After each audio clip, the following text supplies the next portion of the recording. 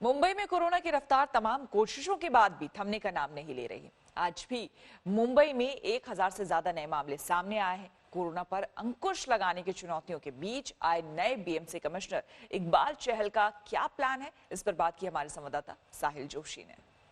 मुंबई में कोविड-19 positive cases का आंकड़ा 32,791 तक पहुंच चुका है और लगातार मामले 1200 से 1500 की संख्या में बढ़ते जा रहे हैं। आज मुंबई में 1000 से ज्यादा केसेस एक बार फिर ऐड हुए हैं। लेकिन क्या यह नंबर से डरने की जरूरत है?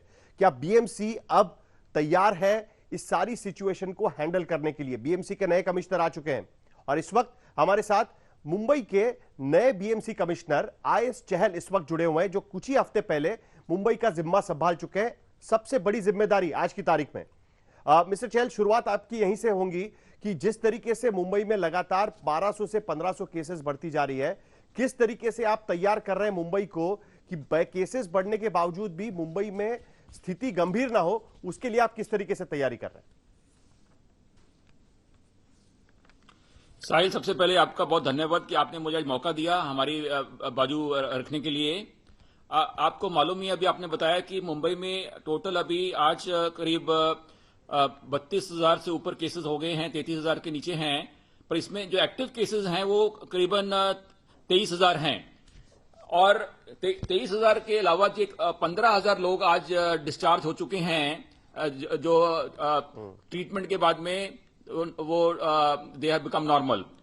अभी ये जो आंकड़ा है 23,000 का, ये हमें बताया गया था कि जो एक्सपर्ट्स हैं मुंबई में और दिल्ली में, उन्होंने हमें फर्स्ट वीक ऑफ मई में बताया था कि आपका ये आंकड़ा 40,000 से ऊपर जाने वाला है। इसलिए जैसे ही मैंने ज्वाइन किया, हमने इमीडिएटली प्लान किया कि कैसे 40,000 बेड्स प्लान किए जाएं डीसीएच में, डीसीएचसी में और ट्रिपल सी में।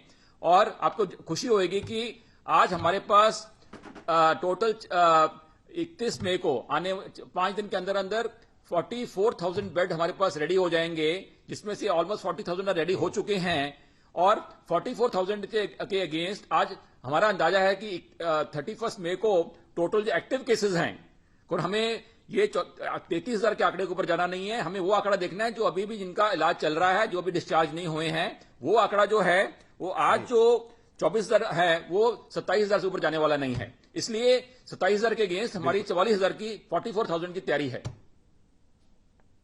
देखिए, कोई भी लड़ाई इस तरीके की होती है वो परसेप्शन के आधार पर भी चलती है। जिस तरीके से परसेप्शन आज की तारीख में मुंबई का बना हुआ है, खास करके कुछ वीडियोस लगातार सोशल मीडिया पर आ रहे हैं कि अस्पताल किस तरीके से भरे पड़े हुए हैं, कुछ वीडियोस इस तरीके से भी आ रहे हैं, कुछ जानकारियां खास करके इस तरीके से भी आ रही है, जो रियलिटी भी है कि अभी भी बेड्स मिलने के लिए 5 से 6 घंटे का समय लगता है। ऑक्सीजन ना मिलने की वजह से भी कई लोग की मौत हो गई, इस तरीके की भी खबरें आ रही है। ये एक अलग मामला है। मोर्टेलिटी रेट को कंट्रोल करने के लिए, बेड्स सही समय पे अवेलेबल करने के लिए आप किस तरीके से कोशिश करेंगे? डैशबोर्ड भले ही आपने बना लिया है कि लेकिन क्या वो लोगों को मुहैया होगा? अपना साहिल, इसके लिए हमने 3 प्रकार के कदम उठाए हैं और वो कामयाबी से उठाए हैं। पहला जो आपने बोला कि बेड की संख्या कम थी, उसके लिए जो बंबई में हमारे पास 33 बड़े हॉस्पिटल थे, जैसे ब्रीच कैंडी है, नानावती है, लीलावती है, बॉम्बे हॉस्पिटल है। तो हमने उनको बोला कि हमने उनसे बातचीत की। हमारे जो राज्य के मुख्य सचिव हैं, मुख्य सचिव महोदय ने 4 मीटिंगें उनके साथ की। चौथी मीटिंग में मैंने मीटिंग ली थी। उसमें हमने उनको ये अपील करी कि ये अपनी बंबई की इज्जत का सवाल है, यहाँ की हेल्थ सेक्टर का रेपुटेशन का सवाल है। इसलिए इस मौके में आपके पास जो भी आईसीयू है 417 बेड का, या आपके पास 2624 कोविड बेड्स हैं, या 3020 आपके पास नॉन कोविड बेड्स हैं, वो आप हमारे मदद करिए और 100% आईसीयू आप हमारे पास दे दीजिए अलॉटमेंट के लिए। 80% जो आपका जो नॉन कोविड है वो गवर्नमेंट रेट से चार्ज होने दीजिए, और 20% में आपने जो चार्ज करना है उसके लिए आपको पूरी छूट रहेगी। और उसी तरह जो कोविड के जो बेड्स हैं उसमें भी 80% बेड्स गवर्नमेंट रेट से जाएं और 20% आप चार्ज कर सकते हैं। तो उन्होंने मुझे बड़ी खुशी है ये बताते हुए, और मैं उनका तहे दिल से उनका धन्यवाद करना चाहता हूं कि उन्होंने इतना कोऑपरेट किया। ये मैं उनको सैल्यूट करता हूं कि उन्होंने पूरे का पूरा आईसीयू और 80% कोविड नॉन कोविड बेड्स हमें हैंडओवर कर दिए, और पूरा सिस्टम वही रहेगा, वही ट्रीटमेंट करेंगे, सिर्फ अलॉटमेंट हमारे कंट्रोल रूम से होएगी। इससे अचानक मेरी जो कोविड बेड की जो डिमांड थी जो रिक्वायरमेंट थी वो अचानक 2500 मुझे एक्स्ट्रा बेड मिल गए। जो जंबो फैसिलिटी हमारी है वो आज हमने चालू कर दी। आज हमारे 40 पेशेंट वहां बेंड्रा कुर्ला ग्राउंड में जो हमने 1000 बेड का हॉस्पिटल बनाया ओपन टू स्काई एरिया में, वो चालू हो गया है।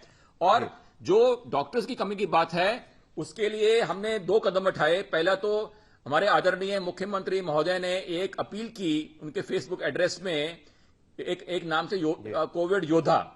उनको जितने भी रिटायर्ड डॉक्टर्स हैं, प्राइवेट सेक्टर के डॉक्टर्स हैं, कोई आर्मी से, एयरफोर्स से, नेवी से रिटायर्ड डॉक्टर्स हैं, नर्सेज हैं, उनको एक आह्वान किया गया, रिक्वेस्ट की गई कि आप इसमें अपना योगदान दीजिए।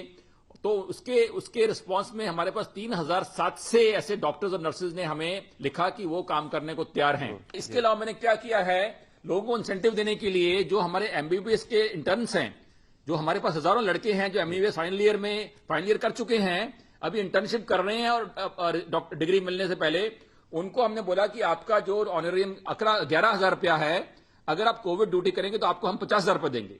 आखिर में सर, क्या मुंबई अब पीक पर पहुंच चुकी है? आज की तारीख में मुंबई की तुलना अगर हम करें तो मॉस्को से बस एक कदम हम नीचे हैं नंबर ऑफ केसेस हर रोज बढ़ने के मुकाबले। तो क्या अब हम पीक पर पहुंच चुके हैं? एक बात अच्छी है कि हमारे यहां पर मोर्टेलिटी रेट कम है, लेकिन नंबर्स के मामले में, आंकड़े बढ़ने के मामले में क्या हमारा पीक आ चुका है? क्या हम देख सकते हैं कि अब डाउनवर्ड ट्रेंड यहां पर दिख पाएगा?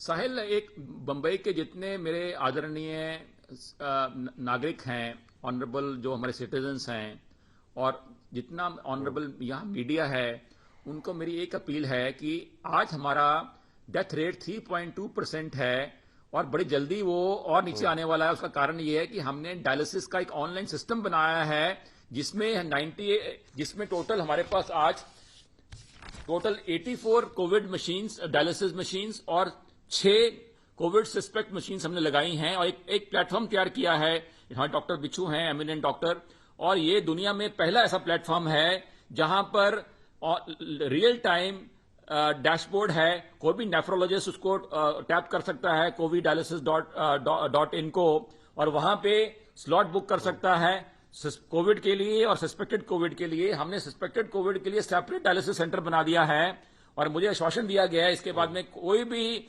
डायलिसिस पेशेंट की कोविड के डायलिसिस के कारण कोविड की डेथ नहीं होएगी। इससे ऑटोमेटिकली हमारा रेट गिरने वाला है। और मेरा कहना यह है कि अगर हमारी हॉस्पिटल मैनेजमेंट, हमारी एम्बुलेंस मैनेजमेंट, हमारी बेड मैनेजमेंट और डॉक्टर की मैनेजमेंट सही है और हम अगर अपना डेथ रेट को हम नेशनल एवरेज पे मैच कर सकते हैं, तो तब केस चाहे आपके पास 10,000 हैं, चाहे 1 लाख हैं, चाहे 2 लाख हैं, उससे डरने की बात नहीं है। जब तक हमारे पास मैनेजमेंट की शक्ति है और लोगों को हम उनको ट्रीट करके 97%, 98% लोगों को हम ठीक करके घर भेज सकते हैं। बहुत बहुत शुक्रिया, आपने हमारे सारे सवालों का जवाब दिया। और जिस तरीके से आप कह रहे हैं, उम्मीद करते हैं कि 10 से 15 के बाद मुंबई में एक डाउनवर्ड ट्रेंड यहां पर दिखना शुरू हो जाए। जब तक मुंबई और एडमिनिस्ट्रेशन पूरी तरीके से तैयार है कोविड-19 से लड़ने के लिए, तब तक आंकड़ों से डरने की जरूरत नहीं है। बहुत बहुत शुक्रिया हमसे बात करने के लिए।